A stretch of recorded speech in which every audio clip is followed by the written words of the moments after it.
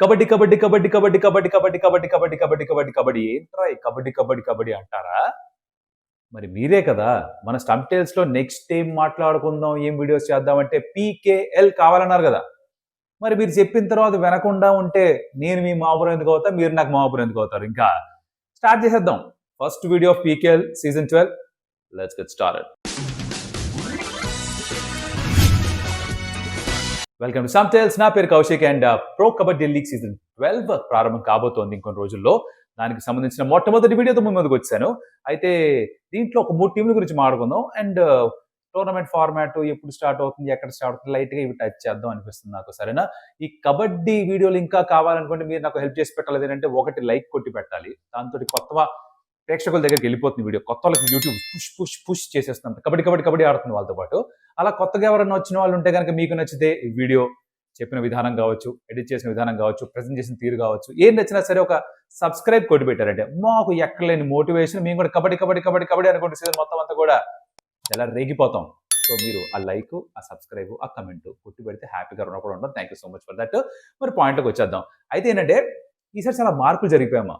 మార్పు సహజం, మార్పు అవసరం కూడా. అయితే బోల్డ్ మార్పులు జరిగే, కొంతమంది ప్లేయర్స్ అసలు ఏకంగా లేకుండానే పోయారు, కొంతమంది ప్లేయర్లు టీంలు మారిపోయారు, కొంతమంది కోచ్లు గాయబ్ అయిపోయారు.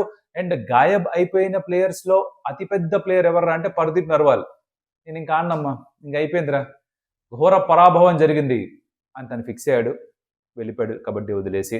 రాహుల్ చౌదరి ది షోమ్యాన్, తను వదిలేశాడని తెలిసిన విషయమే, తను వెళ్ళిపోయారు. అలాగే ఇక్కడ బెంగళూరు బుల్స్ కి కోచ్ ఎవరైతే ఉండో రణధీర్ సింగ్ షెరావత్, ఆయనని కూడా sir thank you very much, me services కి రుణపడి ఉంటాం అని చెప్పారు. కానీ దానికి కూడా థ్యాంక్ యూ చెప్పేశారు. ఆయన కూడా వెళ్ళిపోయాడు కదా, వాళ్ళకి మారిపోయారు కోచ్. వాటి గురించి మాట్లాడుకుందాం. అయితే ఓవరాల్ గా ఈ వీడియోలో మొదటి వీడియో కబడ్డీ సీజన్ కి ఒక 3 టీంల గురించి లైట్ గా టచ్ చేద్దాం. దానికంటే ముందర అసలు ఎక్కడ ఎప్పుడు స్టార్ట్ అవుతుందో మాట్లాడుకోవాలిగా. August 29th స్టార్ట్ అవుతుంది రాజీవ్ గాంధీ ఇండోర్ స్టేడియం, విశాఖపట్నంలో స్టార్ట్ అవబోతోంది ఈ సీజన్. విశాఖపట్నంలో కబడ్డీ లవర్స్ ఉంటే గనక అండ్ విశాఖపట్నం చుట్టూ విజయనగరం, శ్రీకాకుళం, ఇక అక్కడ ఎవరన్నా ఉంటే గనక fans you should let me know. Anybody watching కింద కమెంట్ పెట్టండి ఎక్కడి నుంచి చూస్తున్నారో. పైగా మీరు కబడ్డీ మ్యాచ్ చూడడానికి వెళ్తారా వెళ్ళరా స్టేడియంకి? టీంల గురించి మాట్లాడుకోవాలిగా, బికాజ్ ఆప్షన్ అయిపోయిన తర్వాత అందరూ కూడా హౌ ఆర్ ది టీమ్స్ అనుకుంటారు కదా. ఇవాళ 3 టీమ్స్ గురించి మాట్లాడదాం. మన సౌత్ టీమ్స్ ని కవర్ చేద్దాం. ఫస్ట్ మనకి ఇక్కడ దగ్గరలో ఉంటాయి కదా, వాటితో ఫినిష్ చేసుకుందాం, అలా స్టార్ట్ చేసుకుందాం. తెలుగు టైటన్స్, బెంగళూరు బుల్స్, తమిళ తలైవాస్. ఎక్కడ స్టార్ట్ చేద్దాం? టైటన్స్ తోనే స్టార్ట్ చేద్దాం. అపున్గా తెలుగు టైటన్స్. మన తెలుగు టైటన్స్ ఎట్లా అంటే లాస్ట్ సీజన్ వీళ్ళు ఆల్మోస్ట్ ప్లే ఆఫ్స్ కి క్వాలిఫై అయింది. ఆల్మోస్ట్ 7th పొజిషన్ లో ఫినిష్ అయింది. ఎవరు ఎక్స్పెక్ట్ చేయలేదు అసలు. దాని ముందు సీజన్ లో అయితే ప్లీజ్ మా కోసం, మా పరువు నిలబడడం కోసం కొంచెం అన్న కొన్ని మ్యాచ్లను గెలవంటారు బాబు, ఎందుకు ఇలా చేస్తున్నారని చెప్పి చాలా బాధపడ్డారు తెలుగు ఫ్యాన్స్ అందరూ కూడా, తెలుగు టైటన్స్ ఫ్యాన్స్ అందరూ కూడా. అయితే లాస్ట్ సీజన్ అందరికీ కూడా కొంచెం ఊరట కలిగించింది. బికాస్ నంబర్ 7 పొజిషన్ లో ఫినిష్ అయ్యారు. కిషన్ కుమార్ హుడ్డా గారు కోచ్ గా వచ్చిన తర్వాత ఐ థింక్ మంచి టీం, వచ్చిన యంగ్ టీం ని కూర్పు ఏర్పరచుకున్నారు. మనకు తెలుసు స్టార్ పవన్ శరావత్ అంతగా పర్ఫామ్ చేయకపోయినా కూడా ఇంజరీ కారణంగా విజయ్ మలిక్ ముందు నడిపించాడు. సో అలా నంబర్ 7 దాకా వచ్చారు. మరి ఈసారి ఇంకొంచెం ముందుకు వెళ్ళగలరా అన్నది ఒక ప్రశ్న. అయితే టైటన్స్ టీం ఎలా ఉంది? పవన్ శరావత్ వదిలేసుకున్నారు, రైట్? దీనికి మెయిన్ ఇప్పుడు లీడర్ ఎవరు, బలం ఎవరు అంటే కనుక Vijay Malik. Vijay Malik is not just raider అమ్మ, పర్లేదు కాదు, is a very good raider, దాంతో పాటు వెరీ కామ్ లీడర్ కూడా. Hopefully he'll do that for Telugu Titans and తను బాగా పర్ఫామ్ చేయాలి, ఇది చాలా చాలా ముఖ్యం. దాంతో పాటు కొత్తగా వచ్చిన ప్లేయర్ ఈ సీజన్ లో, ఈ ఆప్షన్ లో ఈజ్ భరత్. బెంగళూరు బుల్స్ చూసుంటారు, పొడుగ్గా ఉంటాడు, దుంకేస్తే మిడ్ లైన్కి వెళ్ళిపోతాడు, డైవ్ చేస్తే.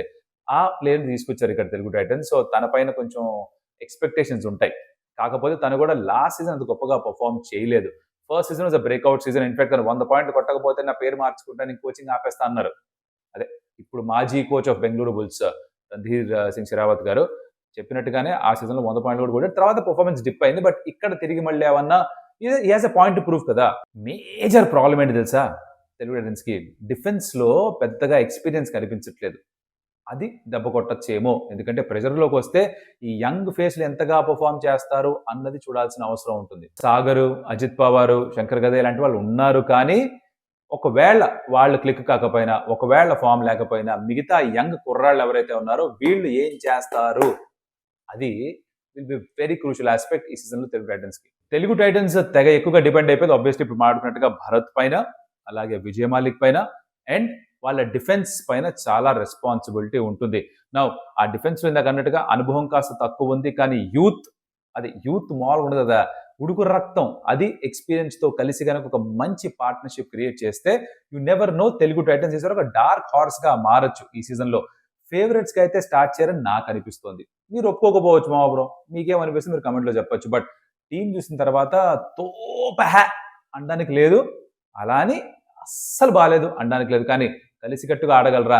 ఇది ఎలా ఉంది తెలుసా, ఈసారి సూపర్ స్టార్స్ మేము నమ్మకం పెట్టుకోలేదమ్మా, మాకు కొంతమంది ఒక మల్టీ స్టార్ కాస్ట్ కావాలి, సూపర్ స్టార్స్ కాకుండా మల్టీ స్టార్ కాస్ట్ కావాలి, అందరూ కొంచెం కొంచెం పర్ఫామ్ చేయాలి, ఒక టీం కావాలి అని టీం వైపు వెళ్ళినట్టుగా అనిపిస్తోంది. అది ఎంతవరకు పనిచేస్తుంది మరి సీజన్ ప్రారంభమైన తర్వాత మనకి తెలుస్తుంది. This is Telugu Titans. మీ ఉద్దేశంలో టీం ఎలా ఉందో కాస్త కమెంట్లో చెప్తే తరిస్తా చదివి. తర్వాత టీము బెంగళూరు బుల్స్.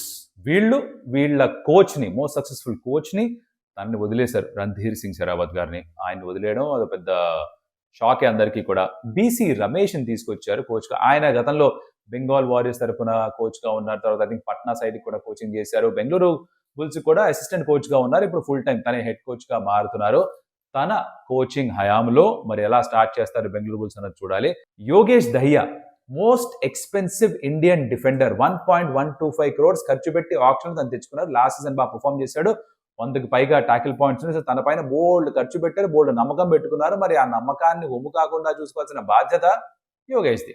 అలాగే సీజన్ 9లో బెస్ట్ డిఫెండర్ అవార్డు వచ్చిన అంకుష్ రాఠీ, తనని కూడా తెచ్చిపెట్టుకున్నారు. Which is why I'm saying defence మీద ఎక్కువ శ్రద్ధ వహించారు. ఎప్పుడు అంటుంటారు కబడ్డీలో రైడర్స్ మీకు మ్యాచ్లు గెలిపిస్తారు, కానీ డిఫెన్స్ యూనిట్ సరిగ్గా ఉంటేనే టోర్నమెంట్ గెలుస్తారు. సో ఆ డిఫెన్స్ పైన ఎక్కువ శ్రద్ధ పెట్టినట్టుగా అనిపిస్తోంది.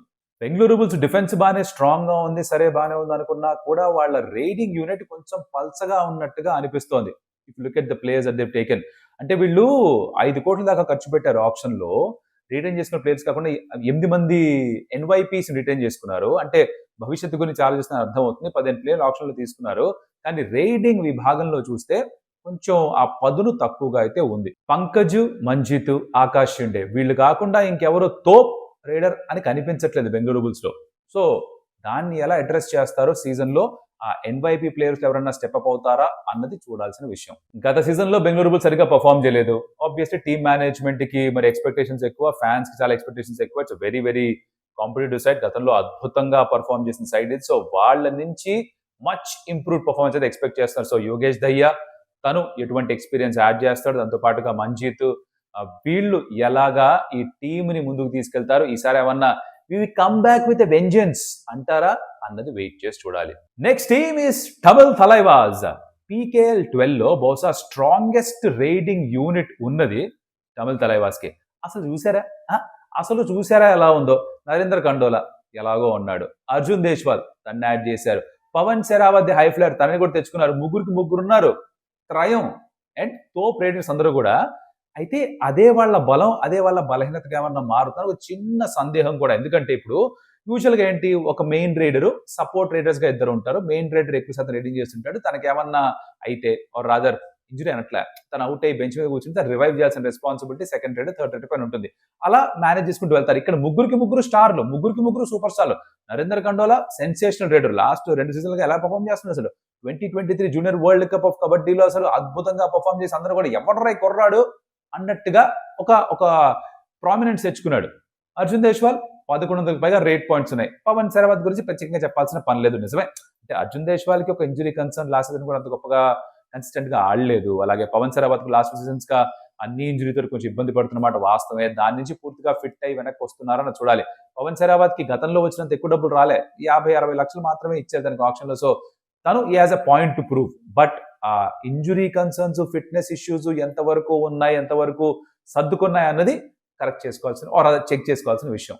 ఇక వీళ్ళ డిఫెన్స్ విషయానికి వస్తే సాగర్ ఉన్నాడు ఒక కార్నర్ లో, మరో కార్నర్ నితేష్ కుమార్ ఉన్నాడు. మంచి బ్యాలెన్స్ ఉన్నట్టే కదా, అంటే కార్నర్లు గట్టిగా ఉన్నాయి, కవర్లు సెట్ చేస్తున్నారంటే. ముగ్గురు రైడర్స్ కూడా ఉన్నారు. పవన్ శరావత్ ఆల్రౌండర్ కూడా యాడ్ చేస్తుంటాడు, రైట్ లో లటకన యాంకిల్ కూడా చేస్తుంటాడు కదా.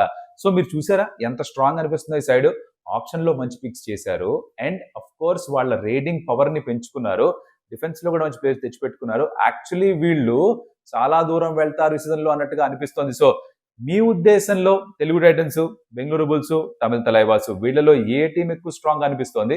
ఎవరు ఈసారి మీ ఫేవరెట్ టీము? సరే second favourite team. Majority Telugu audience అందరూ కూడా తెలుగు టైటన్స్ ఎంత బాగా ఆడినా ఆడకపోయినా కూడా ఇన్ని సీజన్స్ గా బోల్డంత ప్రేమ ఆప్యాయత చూపిస్తున్నారు ఆ టీం పైన.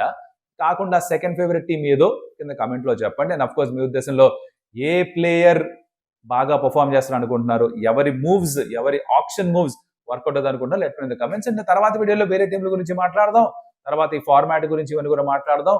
ఇంకేమన్నా స్పెసిఫిక్ గా కవర్ చేయాలి అంటే గనక కబడ్డీకి సంబంధించి, పీకేఎల్ కి సంబంధించి let us know in the comments. And అలాగే ఎప్పటిలాగే చెప్పే విషయమే, thank you so much for watching the video.